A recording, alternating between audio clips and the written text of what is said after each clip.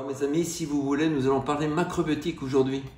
Une alimentation dont on n'entend presque plus parler, et pourtant qui a un rôle fondamental dans le développement des magasins bio et de l'agriculture biologique et de l'équilibre alimentaire sain. L'histoire se passe pour moi en 1970 où je rentre dans un bloc opératoire alors que j'étais simple manœuvre et je reste pendant 3 ans de temps au service du docteur Picot à Saint-Étienne comme garçon de salle d'opération.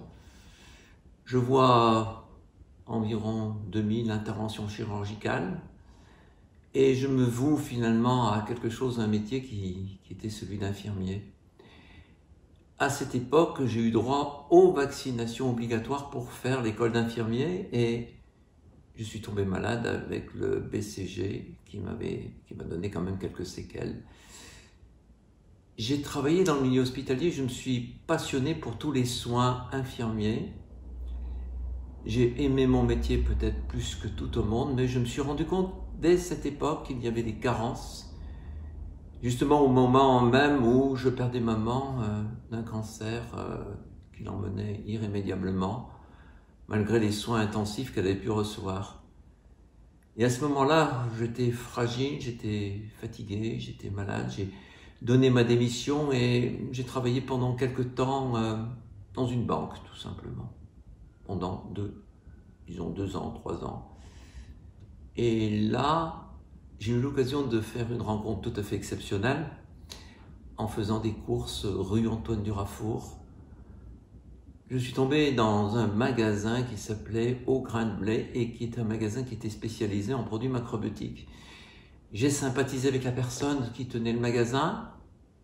J'étais très sceptique sur ce type d'alimentation parce que c'était une réforme globale de sa manière de s'alimenter.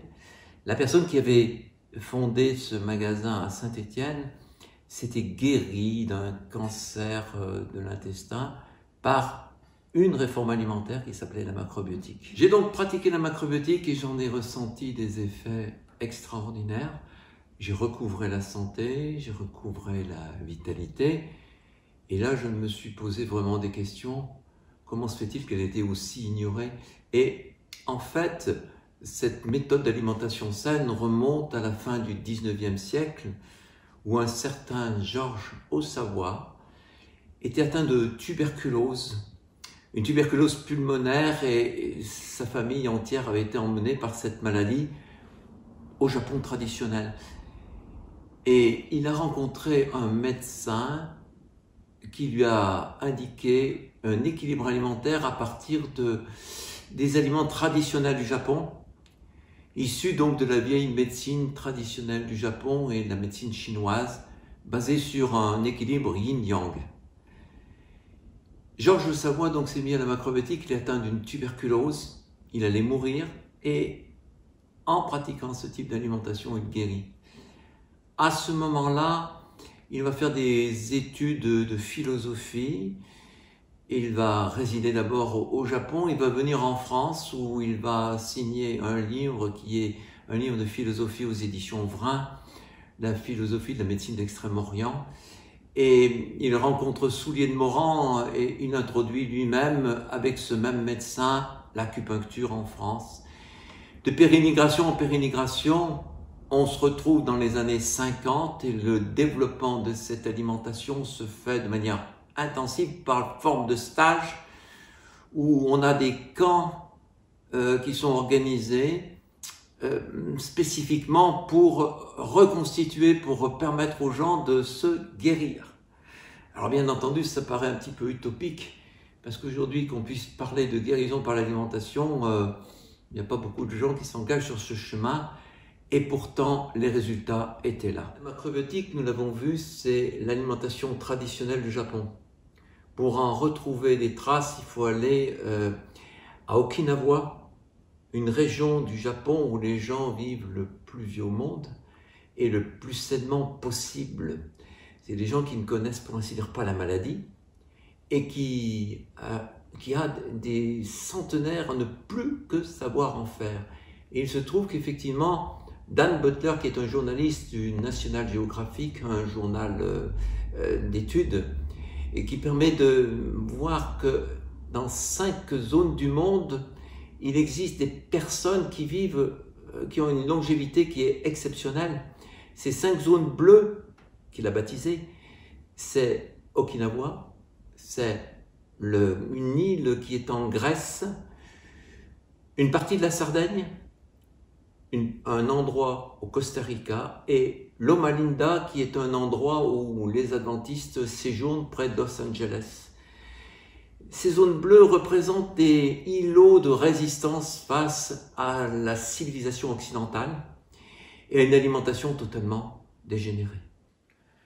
Qu'est-ce que la macrobiotique? La macrobiotique repose sur ce qu'on peut appeler les céréales complètes.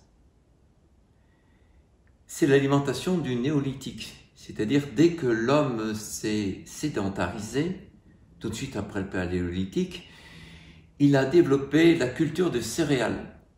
Et ça, on a du mal à s'imaginer que les Sumériens, 5000 ans avant Jésus-Christ, en Mésopotamie, entre le Tigre et l'Euphrate, ont commencé à cultiver les petits épeautres, l'épeautre, et ont créé des cultures de céréales et en ont fait une base alimentaire.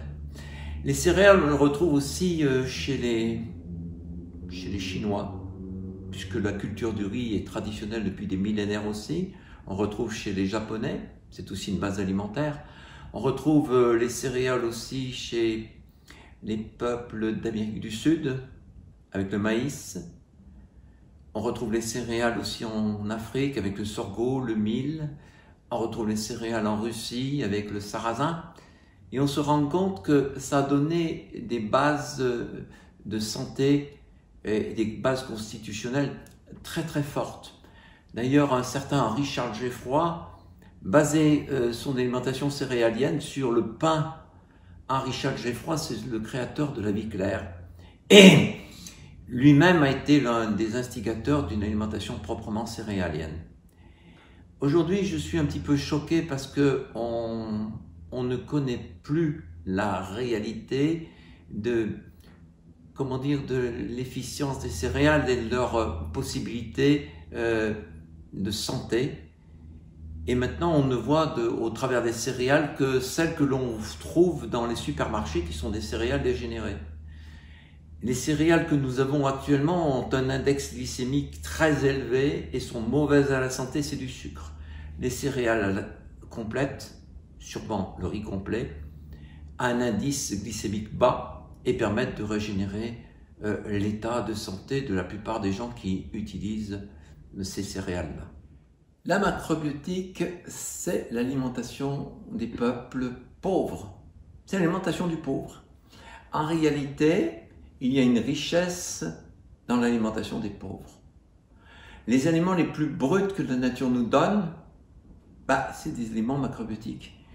Les populations pauvres sont très près de la nature et vont récolter les aliments non transformés et ils vont les manger. Donc, j'ai l'histoire d'un ami qui a été en Himalaya, qui était en contact avec des Sherpas et qui a fait tout un tas de cols à je ne sais combien de milliers de mètres d'altitude, 4000, 5000 mètres. Et il était totalement étonné parce que ces Sherpas mangeaient continuellement du riz complet et du dal, c'est-à-dire des petites lentilles qui sont d'origine indienne. Et c'était leur repas, sempiternel repas. Ils avaient une constitution très solide, une santé très solide, ils ne connaissaient pas la maladie. L'alimentation macrobiotique repose sur les céréales, mais il y a un autre groupe d'aliments qui vont être en adjonction des céréales, c'est les légumes secs. Les Français mangeaient énormément de légumes secs et des céréales au 19e siècle. Les constitutions étaient très solides. On avait des mineurs à Saint-Étienne, des gaillards qui étaient très bien bâtis. Et c'était vraiment l'alimentation des terrassiers. Et c'était toujours un équilibre entre céréales et légumes secs. De partout dans le monde, on retrouve cet équilibre entre les légumes secs et les céréales. On le retrouve en Afrique, on le retrouve en Amérique du Sud avec le maïs et les haricots rouges, on retrouve le riz et les azuki chez les Japonais, et on retrouve aussi le soja, qui est un légume sec qui est exploité depuis 5000 ans avant Jésus-Christ. Et quand on pense au soja et qu'on dit la toxicité sur le soja sans en connaître les origines, et qu'on sait qu'il y a des millions de personnes qui ont utilisé le soja avec profit, et de manière prophylactique pour lutter contre le problème de cancer du sein, on sait que c'est un aliment extrêmement équilibrant. Par quelle magie c'est devenu quelque chose de toxique, je ne le sais pas, je ne le comprends pas. D'autre part, aujourd'hui, je fustige aussi certains régimes qui sont ce qu'on appelle cétogènes, où on part du principe qu'il faut manger beaucoup de graisse pour équilibrer sa santé. Ce n'est pas quelque chose qu'on trouve de manière traditionnelle, mis à part chez les Esquimaux, mais leur durée de vie est tout à fait réduite. Alors l'équilibre alimentaire, donc, c'est les céréales complètes, les légumes secs, les légumes de pays et de saison, sauf les solanés. Sauf les légumes solanés qui sont la tomate, qui sont les aubergines, qui sont les pommes de terre, mais pour une raison tout à fait évidente, parce qu'il y a un très mauvais équilibre, il y a trop de potassium. Et nous reviendrons sur ce fameux équilibre potassium, yin-yang, plus tard. Et bien entendu, un autre groupe, ce sont des algues marines et très peu de place aux fruits. Et généralement avec ça, on peut construire une véritable santé. Et ça m'a été prouvé pendant 40 années de travail auprès des gens qui ont pratiqué la macrobiotique. Il existe une ville qui s'appelle Loma Linda, qui est une zone bleue dont nous avons parlé, où il y a un taux de longévité qui est très grand. Pour bien comprendre les bases de la macrobiotique, il faut savoir que Loma Linda accueille 30 000 personnes depuis 150 ans qui pratiquent une alimentation végétarienne, alimentation végétalienne. Le taux de longévité le plus important au monde, il y a pour ainsi dire pratiquement pas de cancéreux, mais ce qui est très intéressant, on voit dans une vidéo que vous allez retrouver sur YouTube, un chirurgien qui a 99 ans est capable encore de faire des interventions, il est encore capable de travailler et tout à fait en pleine santé. Alors, le but de la macrobiotique, c'est d'être comme les gens de Loma Linda, c'est-à-dire ces groupes adventistes qui ont basé leur alimentation saine sur les bases de la Genèse, c'est-à-dire de la Bible, dans laquelle on retrouve une alimentation végétarienne à base de céréales complètes qui est productrice de santé. Alors les secrets de la macrobiotique, je vous invite à continuer ce cheminement avec moi lors d'une prochaine vidéo où je vous donnerai des éléments très pratiques. Comment faire pour pratiquer la macrobiotique? La macrobiotique est une pratique sérieuse, constitutionnelle, qui vous restaure la santé. Il n'en est pas de même tous les régimes à la mode.